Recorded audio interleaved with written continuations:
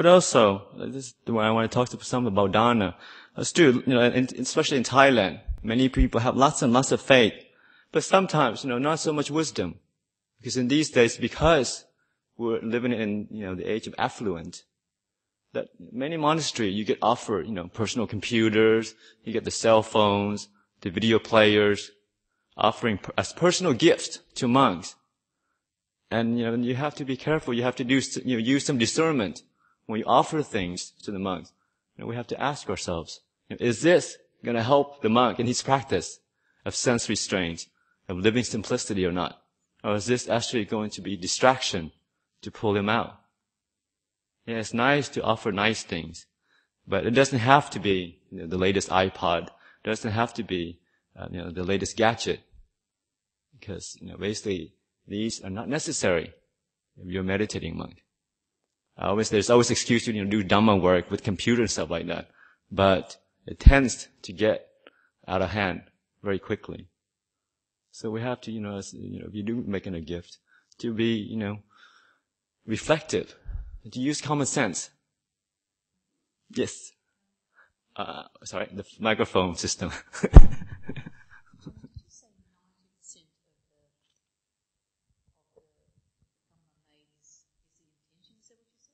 Yeah. So, irrespective of who you give it to, you still have the same result. But that is intentional. Like, since you're making the gift, I really like to say with the alms food, to the Sangha already.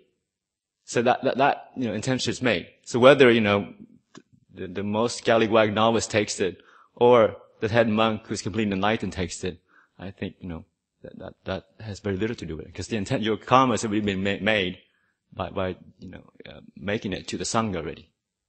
Yeah. That's right. But also later, there's a little verse that comes at the end of the suttas, where the Buddha expounds on how the gift and the action is purified in terms of from the receiving end and the giving end. Yeah, sure. Any more questions or comments?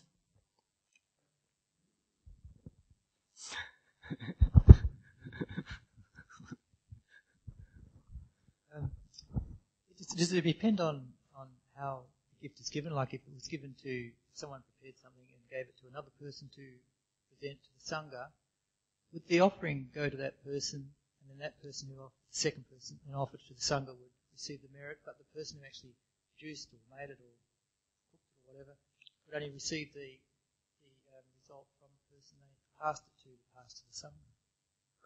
Yeah, that's an interesting question. It's actually, there was one of the sutta when that came up, that this wealthy Brahmin, he had some faith and he wanted to give offering alms to the monk. But it was more of like, okay, he ordered his servant to cook the food and then offer to the monk because he's very busy and very important. So he wasn't around. And interesting, the Buddha said that actually the servant got most of the good karma because when it brought, in his own mind, when he was doing it brought up a lot of joy and was very mindful that, yes, this is a great opportunity for me to be cooking and preparing food for the Sangha and giving it, even though it wasn't his kind of food.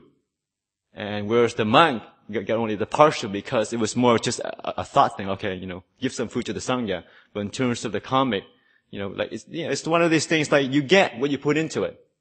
And his mental intention was just the fact that you tell someone to, cook the food. Whereas the worker, his mental intention was, along the whole day of preparing for the food, bringing up joy and offering it into the hand of the Sangha. And you can see why sometimes we get attached into this, rituals of offering to the hands. But I think, it's said somewhere, I can't remember, but, there are ways to offering food to the Sangha, and one of the best ways is to offer into the hands. That way you can see that if it's a personal contact, you're likely to have more contact with the monks or nuns, and then receive the teachings. Or just to come into the monastery, be inspired by the way of life.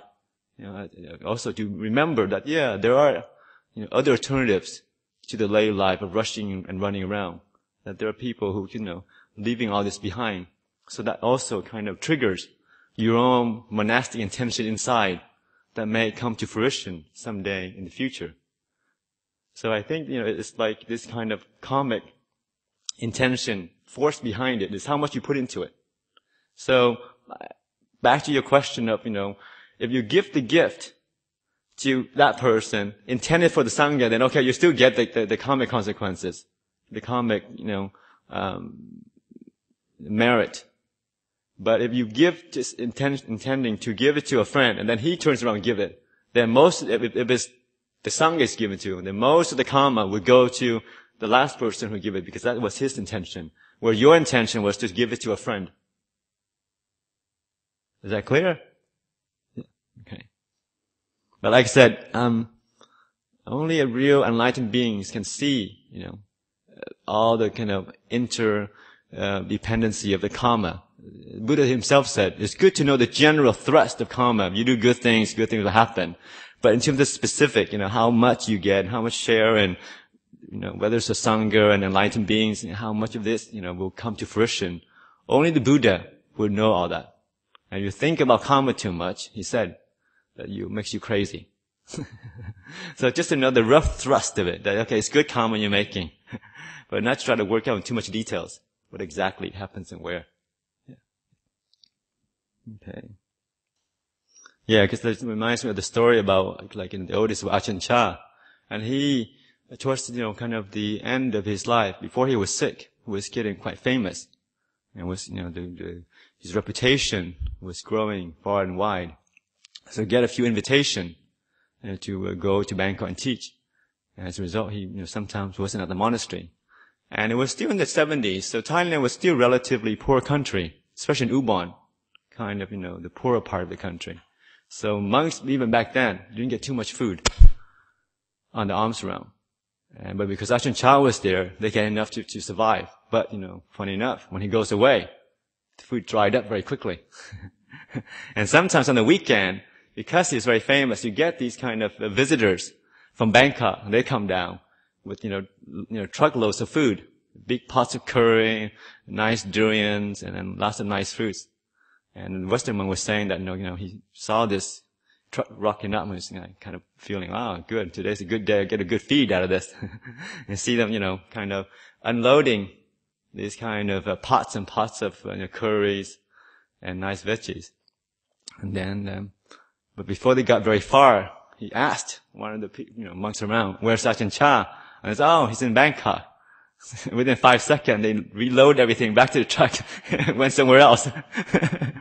So when Ajahn Chah heard about it, he really blasted them. Because you can see that we're attached to the personality. We want only Arahant. If we want this Arahant's not around, we go down the street, offer to another Arahant, and forget about the Sangha. And he was reminding them, he says, I don't need your food. I finished my work already. It's the other people, the novices and the monks here, who are still in training. That's the one you should be supporting. Because that's where the future, enlightened beings will come from.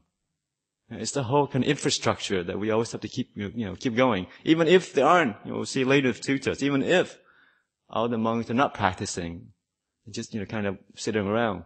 The fact that you're keeping the infrastructure going, that we allow for future people, opportunities for people to ordain, and then to still practice, and, maybe one day become enlightened, even if at the current time you think, okay, not much is happening in this monastery, right?